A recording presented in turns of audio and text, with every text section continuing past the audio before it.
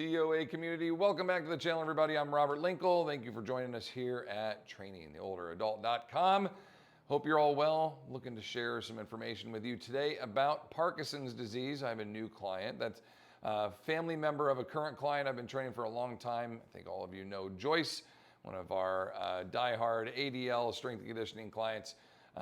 Awesome lady. Her brother-in-law, Frank, drove her up here a couple of times. He's observed, kind of watched, saw what we were doing. And on this last trip up here, I got a text message from Joyce that said, hey, Frank would like to participate in today's workout. Are you good with that? And I said, absolutely. What do I need to know about Frank? Frank has a little bit of a hip injury going on, a couple other little things here and there, but a major limitation that he does have is a early indication, early diagnosis of Parkinson's disease. So looking at that, I need to arm myself with as much information as I can. In turn, I want to share this information with all of you about the benefits of resistance training for those with, across the board, everybody we know, but specifically for individuals with Parkinson's disease, and how resistance training can be very beneficial for them. So taking a look at as much of the most current, most recent research as we could find. This one here, 2017, not terribly recent, but within the last 7 years or so. 2017, this was a kind of a meta-analysis and a review of a couple different research studies, but a big one in here was focused around 13 highly qualified and highly randomized control trials that were that included resistance training with these folks, and looked at two things: how well their bodies did and what their quality of life basically was kind of scoring on a regular basis. And they found that not only did they improve on their strength and their coordination, but that some of their Parkinson's-based symptoms, so in this case, in some it's uncontrollable muscle spasms often seen in the hands or in the face, tremor of the lip and the mouth, same thing with the feet, kind of trembling, moving up and down.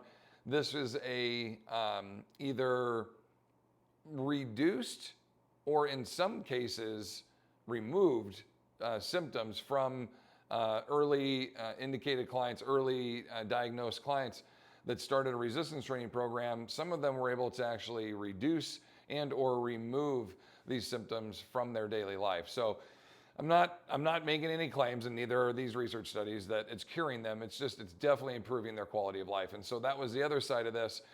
From what I could see in the readings, it was a daily ranking or a weekly ranking of how, on a RPE scale, rate of perceived exertion, or just a ranking scale in this case of 1 to 10, how they felt about their quality of life. And they all indicated as they went through the resistance training program week by week by week that their quality of life was improving, though they didn't have like a measured way to do that. So a little bit anecdotal, if you will, that, kind of just reporting via, hey, here's how I feel today. So that was pretty cool. Looking a little bit deeper in here, I went over to the Parkinson's Foundation. They had this one in 2016, but was one of the more read articles on their website. And it just talked about the great benefits of this. This is a disease that starts basically the synapses from your brain. And I'm no expert on this, but basically the signal in the synapse from your brain to go down to your muscle, and it says, hey, do this muscular action, open and close your hands. Stop opening and closing your hands. There's actions in here where these symptoms, the disease itself is attacking your nervous system. In turn, some of these signals that are being sent are not discontinued, or in some cases, the volume is turned up. So we're saying, hey, don't shake my hands, and the hands will start to shake, and they'll say, don't shake my hands at all, and they'll start to shake even more. And so you'll see some of these, and we're kind of looking at some video searches on this as well. These are pretty drastic, and they can be very life altering, much to the point where it's annoying, so annoying people won't be able to sleep. In some cases, it's painful for them to experience this as well. So this was a pretty key indicator, key component in this was that by introducing resistance training, you could help with those synapse responses, those nerve signals down to the muscles, and start to either reduce some of those symptoms and or remove them entirely from the individual's daily life routine. Also improvements with their posture, their daily comfort level with maintaining and utilizing their bodies across the board.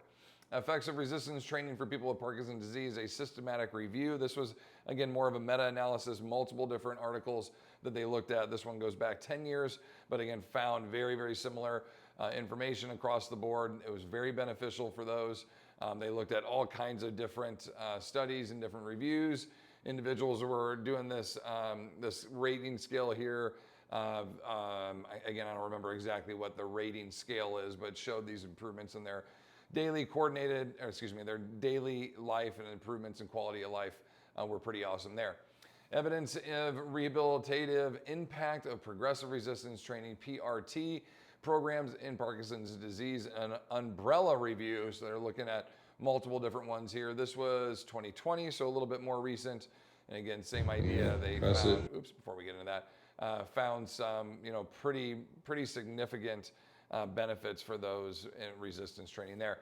Now, there is a form of muscular sclerosis, MS, out there where, and it's not all MSs, it's a very rare form of MS.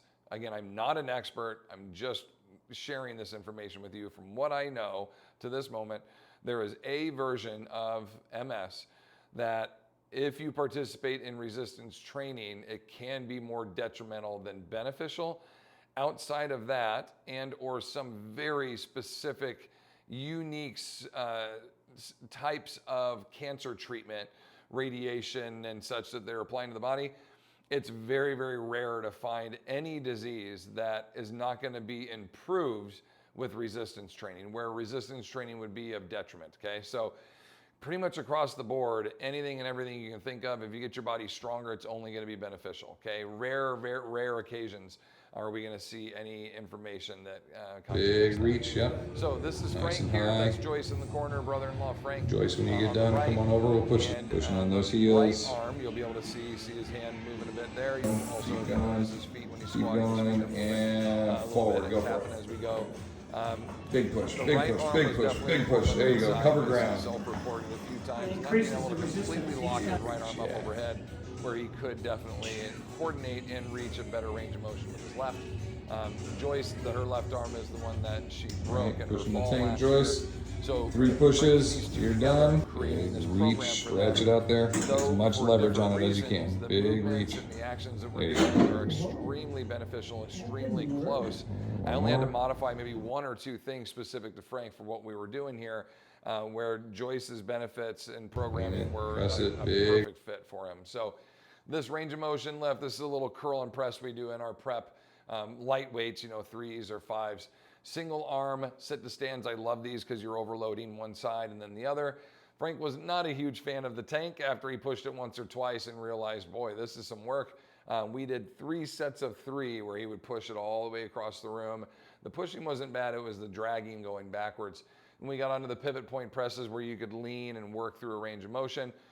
And Frank definitely found great value in that one. A little seated row here with the pulleys.